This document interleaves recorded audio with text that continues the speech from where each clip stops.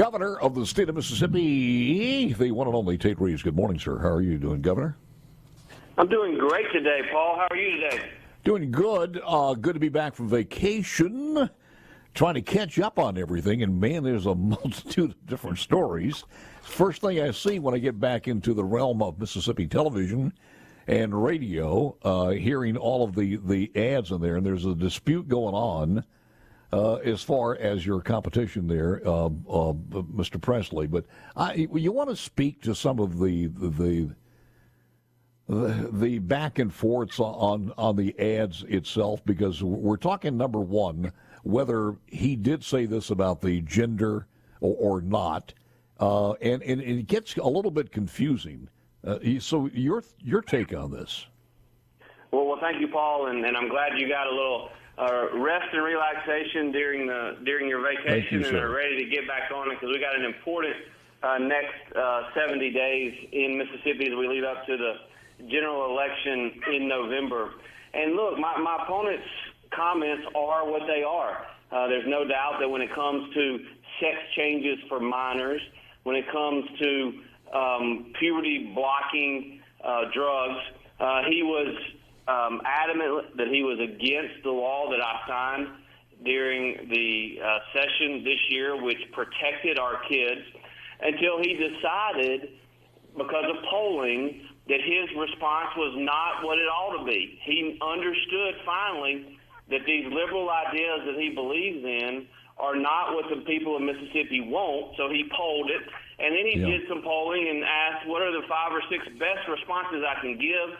And now all of a sudden his position has changed. The fact is, when you're governor of the state of Mississippi, you have to make decisions not based on polling, but based upon core principle beliefs. And this is just yet another example where my opponent chooses to side with the far left liberals, and I choose to side with the people of Mississippi. And you're going to see this issue after issue after issue. I've had that conversation with him over the years, too. Why are you still a Democrat? And it all boiled down to this in one of the final 1 or 2 interviews we had with him, is that he still believes in that party and he believes in their platform. And that's a little bit scary. I mean, first of all, the issue I have, and a lot of people have, you cannot take money in the thousands of dollars from people like Dickie Scruggs, like Stacey Abrams, like some heavy hitters in the Democrat Party, and they're not giving you that money because they love you. They want their policies enacted. Well, you're exactly right, Paul. And look, here's what a guy told me out on the campaign trail this past week, and I thought it was just as succinct as you could possibly be. He said, look, if a man stands up and tells you that he's a Democrat, the best thing you can do is probably just believe him. And that's just the way I think Mississippians are going to look at this campaign. They're going to look at my opponent. And, you know, what I have said as I've talked to people around Mississippi is these far-left liberals that you just mentioned, like Stacey Abrams and Gavin Newsom, and the National Democrat Party, whose chairman was here campaigning for my opponent recently, they're not going to be satisfied if they are successful changing the governor. They don't want to just change the governor. They want to change our state. They want to change our way of life. And that's why this is a critical election, and why we're working so hard to make sure that we talk about our record. Yeah, and what people have to understand, first of all, they've got to get a grasp on and I want to talk to you about this a little bit later on, the amount of progress we've made in this state over the last 10, 12, 13 years. But you have to say, how are we better putting a Democrat at the position of governor in a House and Senate that is dominated, and probably after November, even more so, with Republicans? It's just a stalemate situation that most people are asking that question. I do ask for some clarification on this one. Whether it's Republicans or Democrats in the Public Service Commission in the future going forward, can you clear up this? What is the law? Because the news is out there that Brendan Presley has accepted money from companies that were on the docket for him to approve or disapprove, vote for or against, and apparently he voted for, and we're talking about solar or other green tech jobs. How do you do that? Is that legal, or is it ethical, or is it either one? I mean, what's your take on that? Well, look, I'm not an expert on campaign finance law, but here's what I understand the case to be. In the 1970s and 1980s in Mississippi, we as a state had a number of public service commissioners who did some things that were very questionable, ended up getting indicted, and some of them were removed from office. So the legislature, after having seen that, went in and enacted laws to protect the ratepayers from unscrupulous acts. In fact, in the early 1990s, there was a Northern District Public Service Commissioner, ironically the same position that my opponent currently holds, that literally was removed from office because he violated the law. And in essence, what he did, as I appreciate it, is exactly what my opponent is doing, which is he took large contributions from companies that he regulated, which is not allowable under Mississippi state statute. All right, are we playing name games here or word games here where if it's a solar and they're not yet regulated, but they want to participate in the state, and so they're not yet regulated, is that how they get by with this? And if that's the word game you're playing, it seems it should be an ethics violation, if nothing else. Yeah, no, I think that they are certainly attempting to play a word game, but here's the fact, Paul. Not only is my opponent taking illegal contributions from illegally from those that he regulates, he's also getting huge contributions from the National Democrat Party. Yeah. He's also getting large contributions from people that are involved in the Hunter Biden scandal. He's getting contributions from one of the art dealers that was involved in the Hunter Biden scandal. I mean, the money that is flowing into Mississippi on behalf of my opponent from very, very questionable individuals, very questionable large campaign organizations, political action committees are unbelievable and something that Mississippi's never seen before. And the reason I think this is important to talk about is it's not only ironic, but it's just totally and completely two-faced to stand up and talk about campaign finance reform, as my opponent has done, while at the same time taking these contributions that are outrageous and that the average Mississippian would be shocked and appalled if they knew about it. And so I think you see on so many of these issues, my opponent will say anything to try to get a vote. You know, I've admitted that he's a talented politician, which is to say that he's willing to say or do or lie about anything if he thinks it'll help him get a vote. Have you seen or heard where he's addressed that as far as those contributions? I have not. I try not to follow him around very often, but it is the responsibility of the press to ask these questions about these contributions. And as you know, the print media in our state is not exactly looking to ask the hard questions of the liberal Democrats that run for office here. That's why I get most of mine on SuperTalk or else Thrifty Nickel. They do a better job as far as getting the truth out there. That's very wise of you there, Paul. I did want to ask you this, because a lot of the millions of dollars on television ads, and they're very, very expensive, is blaming you for the Mississippi Department of Health Human Services problems over there. Can you answer that when we come back with the governor right after this? To come. When you start taking a look, and I want to talk about this, some of the advances that we've made, I get aggravated at some people who say we haven't made any progress or we haven't solved all the issues that have been gathering since the days of Reconstruction, et cetera, et cetera. But before I get to that one, I do want to ask you this, because Brandon Presley has spent a lot of money. By the time you put all of those television ads together in major markets, it's millions of dollars in trying to tie you to the MDHS investigation. Your thoughts on that? Well, Paul, this is yet another example where my opponent knows the truth. He knows the facts, but he is willing to say anything to anybody to try to get a vote.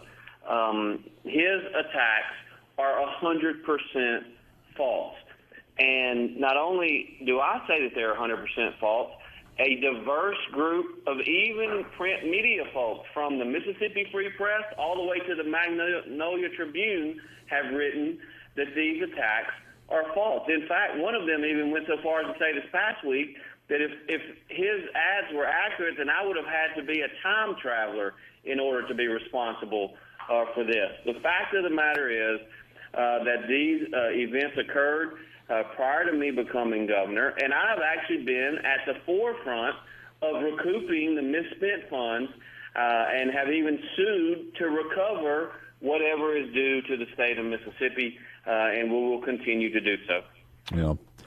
Let's get, in the limited time that we have here, let's get to some of the things that were accomplished in the last legislative session in 2023, because there were a lot of things there, and in the previous sessions also. But we addressed so many different things, from teacher pay raises to personal income tax. But your thoughts on that? Oh, no doubt. Look, one of the reasons that my opponent is falsely attacking me on TV is because, number one, he cannot talk about the liberal views that he has, whether it's tax and spend or otherwise, on so many items that are important to Mississippians. And number two, he certainly doesn't want to talk about the record that we have in Mississippi, which is a record that shows that today we have the lowest unemployment rate in state history. We have more people working today than at any time in state history. We have given the largest teacher pay raise in state history. Teachers in Mississippi today make over $6,000 per year more than they did when I became governor.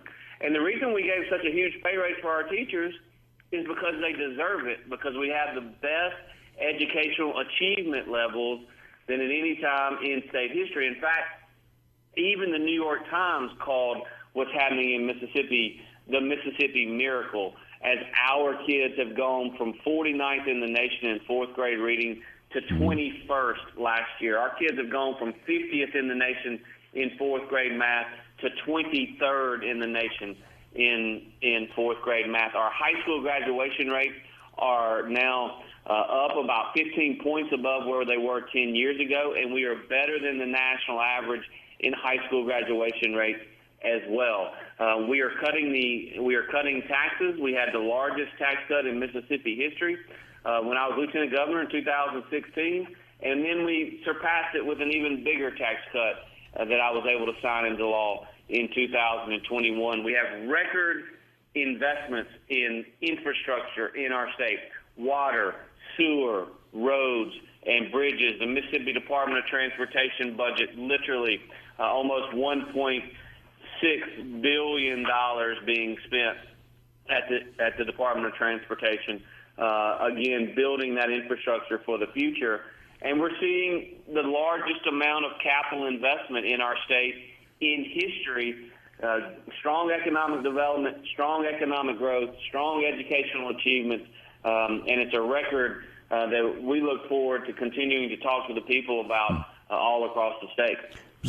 Thinking as you're seeing that, over the many years, the decades that I've had Hob Bryan on, he keeps popping up in my flash screen there for some reason, because there's nothing more sinful than having a fully funded rainy day fund or a surplus. It has to be spent. But that's the mindset I hear from Brandon Presley: tax and spend and grow government. And I don't think that's what the people of the state want.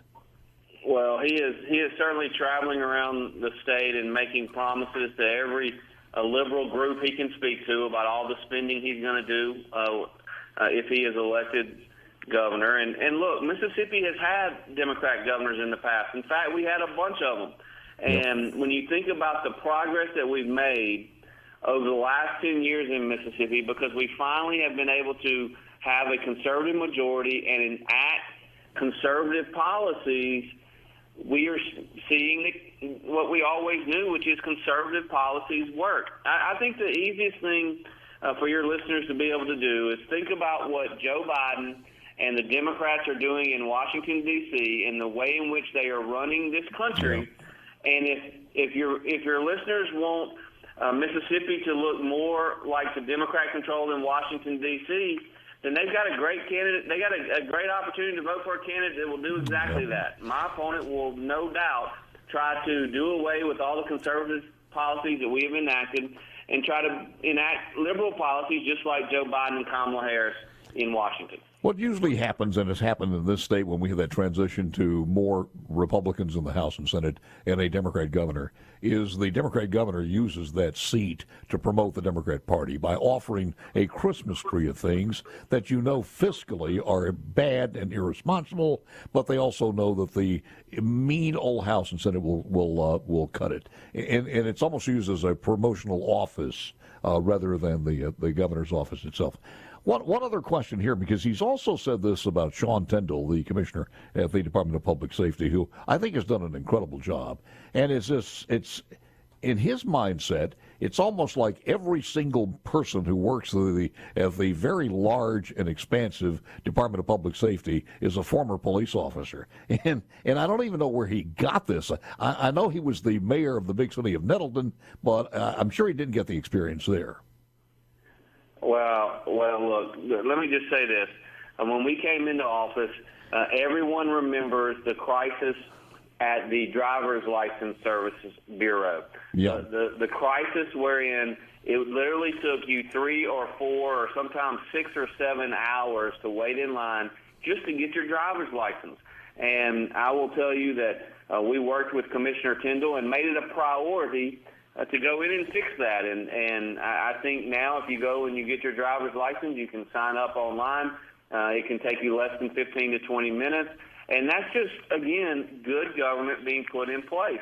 I presume my opponent is attacking those that are serving in public office because he simply thinks that they're too conservative or that they don't agree with his liberal ideas. I don't know. But I'm thankful that Commissioner Tindell is doing the job that he's doing, protecting our citizens, and I think the vast majority of Mississippians agree with me on that. After January and things are victorious, what's the thing that you'd like to accomplish in the final 4 years? Well, my number one priority is going to continue to be to eliminate the income tax in our state. If you look around this country, there are 9 states in America that do not have an income tax. There are 41 that do. Now, Mississippi has the 5th lowest amongst the 41 that have one, and I'm proud of that fact. But I'd like to see Mississippi join Texas and Tennessee and Florida, eliminate our income tax, because those are the states that we are competing with for new jobs, for better paying jobs, and for people. And they have a competitive advantage over us, and my goal is to eliminate that competitive advantage to put Mississippi in a position where we can get even more new capital investment and even more higher-paying jobs.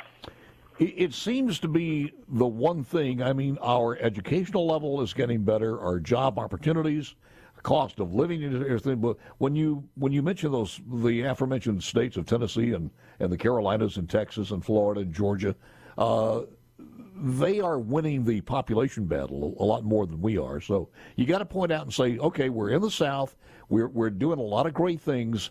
What are the 2 or 3 things that we have to do if we're actually going to compete with these folks? Yeah, I think that's exactly right. I've been clear, Paul, that when I gave my inaugural address, I said my goal is not to hide Mississippi's challenges, but to fix them. And whether it's the Driver's License Bureau that we mentioned earlier, or working on keeping more and more of our people here and attracting new people here, there's no doubt that we are seeing population growth in Mississippi today. If you look at the census between 2010 and 2020, the initial numbers said that we actually were stagnant, that we were flat, and then they came out 6 months later, and no one ever talked about it, but they actually said that we were undercounted by 4.37%, so we probably grew by about 120, 150,000 people. Absolutely, and they should have changed that. They should have changed it. Governor, out of time, but thank you so very much for spending some time with us. We appreciate it. It's been my pleasure. Thanks, Paul. Have a great day.